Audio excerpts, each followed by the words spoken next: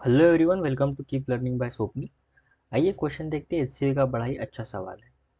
ठीक है। A body of mass m is kept on a rough horizontal surface, friction coefficient is mu. A person is trying to pull the body by applying a horizontal force, but the body is not moving. The force by the surface of A is F, where A, B, C, D ऐसे हमें option given है। ठीक है। सो आइए इसको diagram से समझते हैं। हमें क्या है, एक बॉक्स हमारे पास है। ठीक है। यहाँ पे एक ऐसा बॉक्स है। ठीक है। और वो क्या है, एक फ्रिक्शन सरफेस पे, एक हॉरिजॉन्टल सरफेस पे रखा है। ठीक है। जिसका कोएफिशिएंट ऑफ फ्रिक्शन हमें कितना गिवन है, म्यू गिवन है। ठीक है। इसका जो कोएफिशिएंट ऑफ फ्रिक्शन है कितना है, म्यू है। हम एक बंदा क्या कर रहा है, उस बॉडी को पुल कर रहा है। ठीक है। पुल फोर्स लगा रहा है, यहाँ पे खींच रहा है खुद की तरफ। अब जैसे ही खुद की तरफ खींचेगा, एक अपोजिट क्या आएगा, एक फ्रिक्शन फोर्स आएगा जो उसको रोकने की कोशिश करेगा। ठीक है। और एक नीचे एम जी तो होता ही है, और एम नीचे वो एम जी के कारण ऊपर क्या आ जाएगा, नॉर्मल फोर्स आ जाएगा। ठीक है। अब हो यहाँ पे क्या हो रहा है, बॉडी मूव नहीं करेगा। क्वेश्चन पे ऑलरेडी गिवन है कि body does not move, body move नहीं कर रही है, body is not moving, body किसी भी प्रकार का मोशन नहीं दे रही है। ठीक है। सो यहाँ पे क्या होगा, दो केसेस बनेंगे।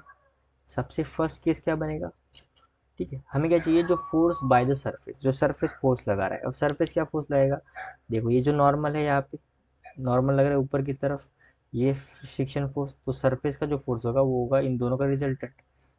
ठीक है। कैपिटल एफ लेंगे हम उसको, यहाँ पे गिवन है कैपिटल एफ, किसी ए पॉइंट पे लग रहा है, इस पॉइंट पे, तो ये होगा नेट फोर्स, दोनों को मिला के, नॉर्मल और फ्रिक्शन फोर्स को मिला के। यहाँ से दो कंडीशंस तैयार होती है। ठीक है। एक तो हम यहाँ पे डायरेक्ट ये लिखेंगे कि जो रिजल्टेंट फोर्स है, जो एफ है, उसका वैल्यू कितना आ जाएगा, N square plus friction force का स्क्वायर अंडर रूट। ठीक है। अब फर्स्ट कंडीशन क्या है कि मान लो जो है वो बंदा पुल ही नहीं कर रहा है। अगर पुल ही नहीं कर रहा है तो फ्रिक्शन फोर्स कितना आ जाएगा, जीरो आ जाएगा। ठीक है। पुल फोर्स जो है बंदा लगा रहा है वो कितना है, जीरो। अगर वो जीरो है तो फ्रिक्शन फोर्स भी कितना आ जाएगा, जीरो। तो जो नेट फोर्स हो वो कितना आ जाएगा, नॉर्मल स्क्वायर अंडर रूट, यानी बस नॉर्मल। और नॉर्मल का वैल्यू कितना है, एम जी।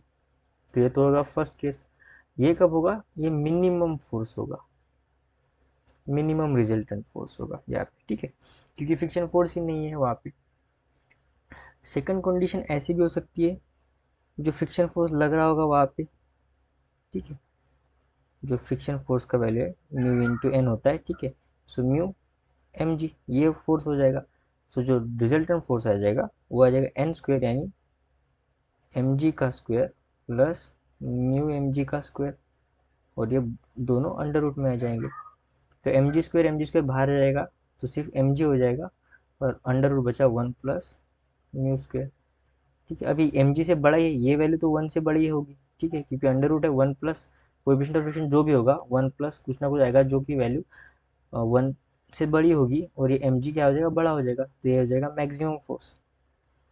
तो ये जो फोर्स है एफ, वो किन किन फोर्स के बीच में लाई कर रहा है, एम जी, जो उसका मिनिमम फोर्स हो जाएगा, और ज़्यादा से ज़्यादा कितना आ जाएगा, M G under root one plus mu square. इन दोनों के बीच में वो फोर्स लाई करेगा। मैक्सिमम इतना हो सकता है, मिनिमम इतना हो सकता है।